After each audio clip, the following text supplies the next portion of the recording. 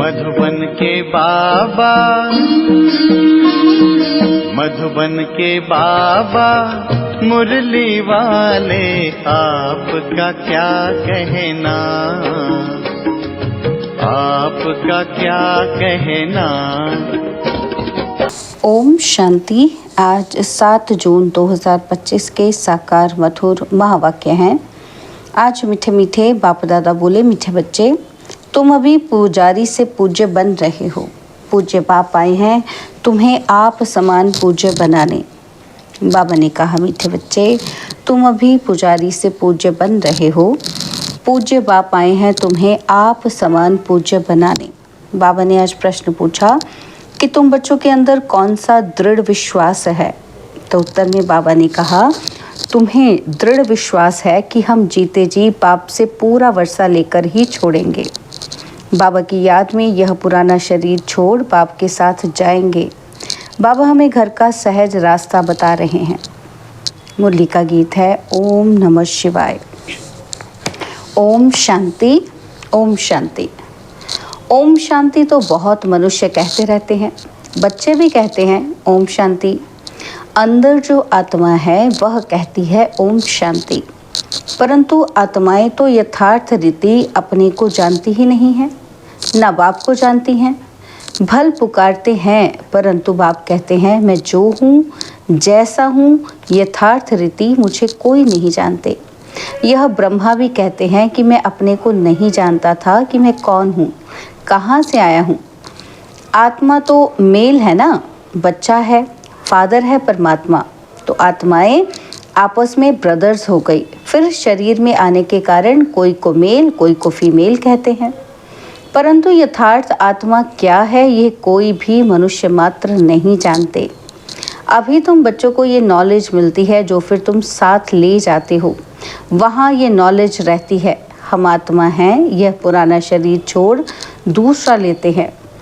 आत्मा की पहचान साथ में ले जाते। पहले तो आत्मा को भी नहीं जानते थे। हम कब से पाठ बजाते हैं, कुछ नहीं जानते थे। अभी तक भी कई अपने को पूरा पहचानते ही नहीं हैं। मोटे रूप से जानते हैं और मोटे लिंग रूप को ही याद करते हैं। मैं आत्मा बिंदी हूँ, बाप भी बिंदी है, उस रूप में याद करें, ऐसे बहुत थोड़े हैं। नंबरवार बुद्धि है ना। कोई तो अच्छी रीति समझकर औरों को भी समझाने लग पड़ते हैं। तुम समझाते हो अपने को आत्मा समझ और बाप को याद करना है, वही पतित पावन है। पहले तो मनुष्यों को आत्मा की ही पहचान नहीं है तो वह भी समझाना पड़े। अपने को जब आत्मा निश्चय करे तब बाप को भी जान सके। आत्मा को ही नहीं पहचानते हैं, इसलिए बाप को भी पूरा जान नहीं सकते। अभी तुम बच्चे जानते हो कि हम आत्मा बिंदी हैं। इतनी छोटी सी आत्मा में 84 जन्मों का पाठ है।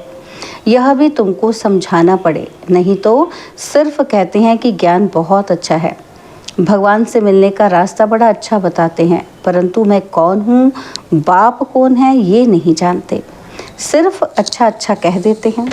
कोई तो फिर ऐसे भी कहते हैं कि ये तो नास्तिक बना देते हैं। तुम जानते हो ज्ञान की समझ कोई में भी नहीं है।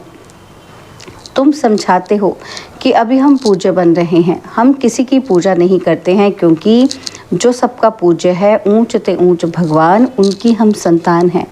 वह है ही पूज्य पिताश्री। अभी तुम बच्चे जानते हो कि पिताश्री हमको अपना बनाकर और पढ़ा रहे हैं। सबसे ऊंच ते ऊंच पूज्य एक ही है, उनके सिवाय और कोई पूज्य बना न सके। पुजारी ज़रूर पुजारी ही बनाएंगे। दुनिया में सब हैं पुजारी। तुमको अभी पूज्य मिला है जो आप समान बना रहे हैं। तुमसे पूजा छुड़ा दी है, अपने साथ ले जाते हैं। यह छीछी दुनिया है, यह है ही मृत्यु लोक। भक्ति शुरू ही तब होती है जब रावण राज्य होता है। पूज्य से पुजारी बन जाते हैं और फिर पुजारी से पूज्य बनाने के लिए बाप को आना पड़ता है। अभी तुम पूज्य देवता बन रहे हो। आत्मा शरीर द्वारा पाठ बजाती है। अभी बाप हमको पूज्य देवता बना रहे हैं, आत्मा को पवित्र बनाने के लिए। तो तुम बच्चों को युक्ति दी है। बाप को याद करने से तुम पुजारी से पूज्य बन जाएंगे, क्योंकि वह बाप है सर्व का पूज्य। जो आधा कल्प पुजारी बनते हैं वह फिर आधा कल्प पूज्य बनते हैं। यह भी ड्रामा में पार्ट है।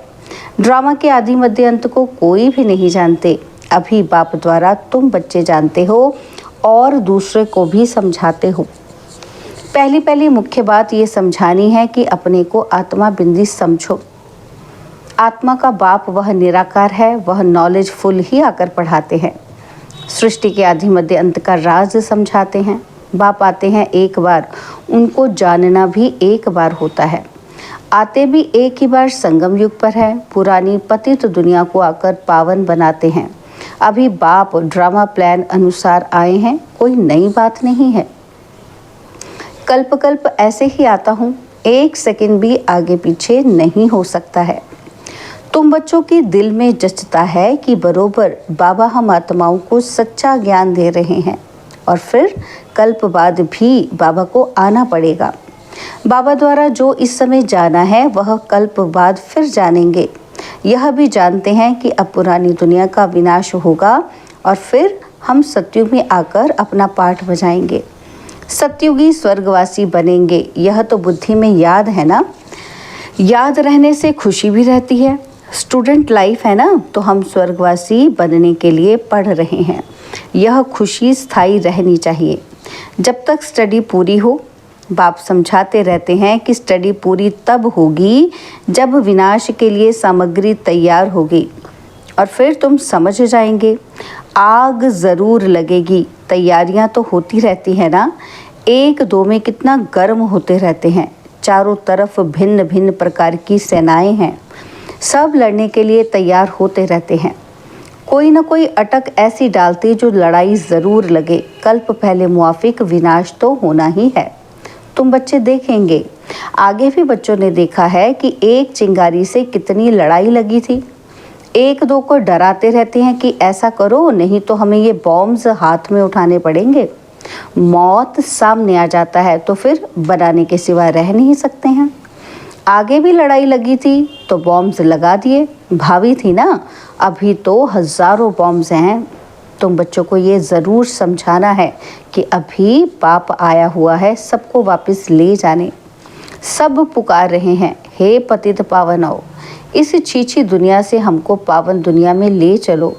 तुम बच्चे जानते हो पावन दुनियाएं हैं दो, मुक्ति और जीवन मुक्ति।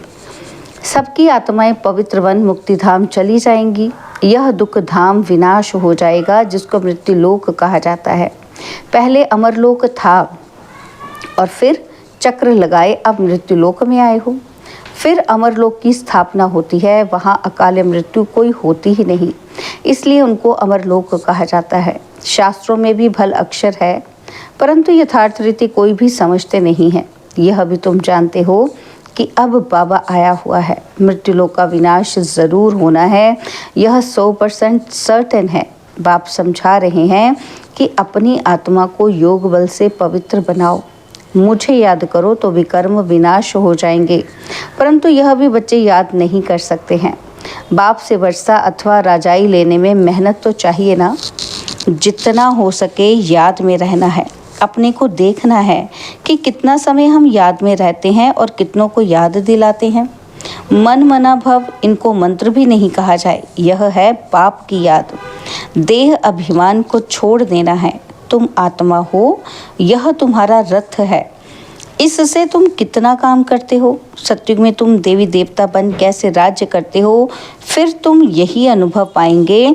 उस समय तो प्रैक्टिकल में आत्म अभिमानी रहते हो। आत्मा कहेगी हमारा ये शरीर बूढ़ा हुआ है, यह छोड़ नया लेंगे। दुख की बात ही नहीं। यहाँ तो शरीर ना छूटे उसके लिए भी कितनी डॉक्टर्स की दवाइयों आदि की मेहनत करते हैं। तुम बच्चों को बीमारी आदि में भी पुराने शरीर से कभी तंग नहीं होना है, क्योंकि तुम समझते हो इस शरीर में ही जी करके बाप से वर्षा पाना है। शिव बाबा की याद से ही पवित्र बन जाएंगे। यह है मेहनत, परंतु पहले तो आत्मा को जानना पड़े। तो मुख्य तुम्हारी है ही याद की यात्रा। याद में रहते रहते फिर हम चले जाएंगे मूल वतन। जहाँ के हम निवासी हैं वही हमारा शांति धाम है। शांति धाम सुख धाम को तुम ही जानते हो और याद करते हो, और कोई नहीं जानते। जिन्होंने कल्प पहले बाप से वर्षा लिया है वही लेंगे।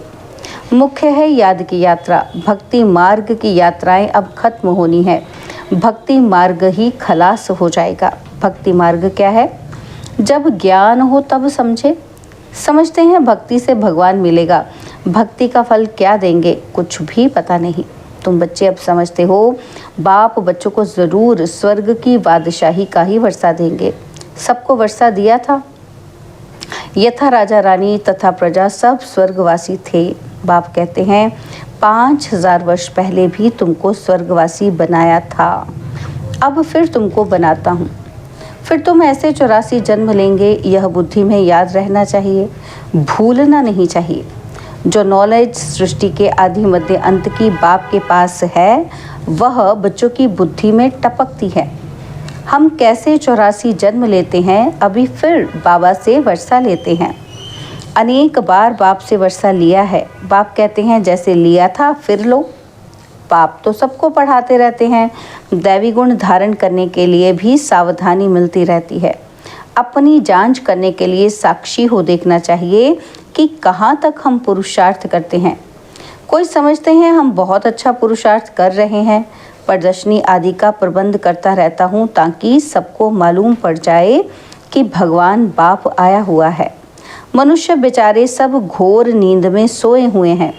ज्ञान का किसी को पता ही नहीं है तो ज़रूर भक्ति को ऊंच ही समझेंगे। आगे तुम्हारे में भी कोई ज्ञान था क्या? अभी तुमको मालूम पड़ा है ज्ञान का सागर बाप ही है। वही भक्ति का फल देते हैं। जिसने जास्ती भक्ति की है उनको जास्ती फल मिलेगा। वही अच्छी रीति पढ़ते हैं ऊंच पद पाने के लिए। यह कितनी मीठी मीठी बातें हैं। बुढ़ियों आदि के लिए भी बहुत सहज कर समझाते हैं। अपने को आत्मा समझ बाप को याद करो। ऊंच ते ऊंच है भगवान शिव। शिव परमात्माए नमः कहा जाता है। वह कहते हैं मामेकम याद करो तो तुम्हारे विकर्म विनाश हों। बस और कोई तकलीफ नहीं देते हैं। आगे चल शिव बाबा को भी याद करने लग पड़ेंगे। वर्षा तो लेना है। जीते जी बाप से वर्षा लेकर ही छोड़ेंगे। शिव बाबा की याद में शरीर छोड़ देते हैं तो वह फिर संस्कार ले जाते हैं। स्वर्ग में ज़रूर आएंगे। जितना योग उतना फल मिलेगा। मूल बात है चलते चलते जितना हो सके याद में रहना है। अपने सिर से बोझा उतारना है। सिर्फ याद चाहिए और कोई तकलीफ बाप नहीं देते हैं। जानते हैं कि आधा कल्प से बच्चों ने तकलीफ देखी है, इसलिए तो अभी आया हूँ तुमको सहज रास्ता बताने, वर्षा लेने का। बाप को सिर्फ याद करो। भल याद तो आगे भी करते थे परंतु ज्ञान नहीं था। अभी बाप ने ज्ञान दिया है कि इस रीति मुझे याद करने से तुम्हारे विकर्म विनाश होंगे। भल शिव की भक्ति तो दुनिया में बहुत करते हैं, बहुत याद करते हैं परंतु पहचान नहीं है। इस समय बाप खुद ही आकर पहचान देते हैं कि मुझे याद करो। अभी तुम समझते हो कि हम अच्छी रीति जानते हैं।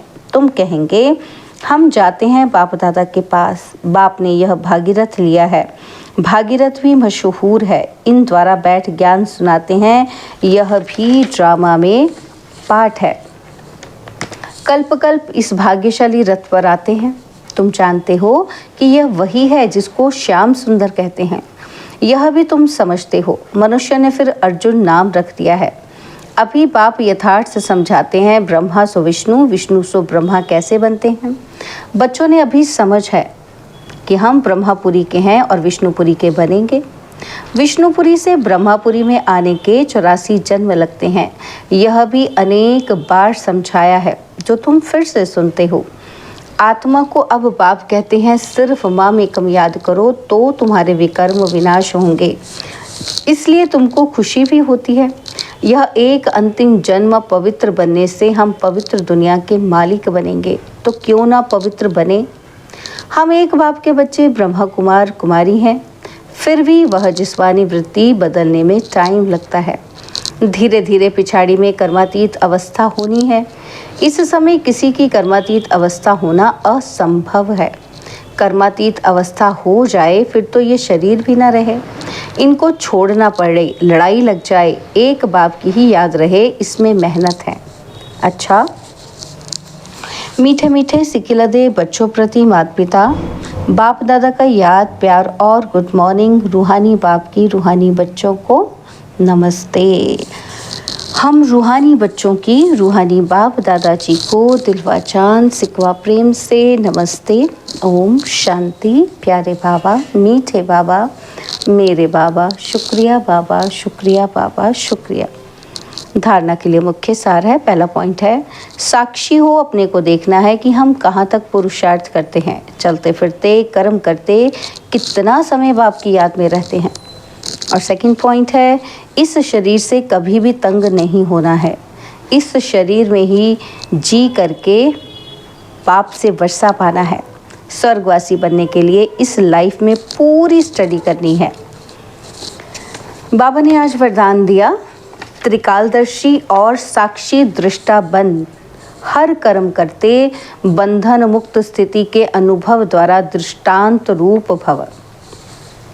त्रिकालदर्शी और साक्षी दृष्टा बन, हर कर्म करते बंधन मुक्त स्थिति के अनुभव द्वारा दृष्टांत रूप भव। यदि त्रिकालदर्शी स्टेज पर स्थित हो, कर्म के आदि मध्य अंत को जानकर कर्म करते हो, तो कोई भी कर्म विकर्म नहीं हो सकता, सदा सुकर्म होगा। ऐसे ही साक्षी दृष्टा बन कर्म करने से कोई भी कर्म के बंधन में कर्म बंधनी आत्मा नहीं बनेंगे। कर्म का फल श्रेष्ठ होने के कारण कर्म संबंध में आएंगे, बंधन में नहीं। कर्म करते न्यारे और प्यारे रहेंगे तो अनेक आत्माओं के सामने दृष्टांत रूप अर्थात एग्जाम्पल बन जाएंगे। स्लोगन है, जो सदा मन से संतुष्ट है वही डबल लाइट है। जो मन से सदा संतुष्ट है वही डबल लाइट है। बाबा के अव्यक्त इशारे, आत्मिक स्थिति में रहने का अभ्यास करो, अंतर्मुखी बनो। कोई भी समर्थ संकल्प आत्मिक शक्ति अर्थात एनर्जी जमा करता है, समय भी सफल करता है। व्यर्थ संकल्प एनर्जी और समय को व्यर्थ गवाता है, इसलिए अब व्यर्थ संकल्प की रचना बंद करो। यह रचना ही आत्मा रचता को परेशान करने वाली है, इसलिए सदा इसी निशान में रहो कि मैं आत्मा मास्टर सर्वशक्तिमान हूँ, समर्थ आत्मा हूँ, तो कभी परेशान नहीं होंगे और अनेकों की परेशानी को मिटाने वाले बन जाएंगे। कोई भी समर्थ संकल्प आत्मिक शक्ति अर्थात एनर्जी जमा करता है। बाबा कहते हैं समय भी सफल करता है, व्यर्थ संकल्प एनर्जी और समय को व्यर्थ गवाता है, इसलिए अब व्यर्थ संकल्प की रचना बंद करो। यह रचना ही आत्मा रचता को परेशान करने वाली है, इसलिए सदा इसी शान में रहो कि मैं आत्मा मास्टर सर्वशक्तिवान हूँ, समर्थ आत्मा हूँ, तो कभी परेशान नहीं होंगे और अनेकों की परेशानी को मिटाने वाले बन जाएंगे। ओम शांति।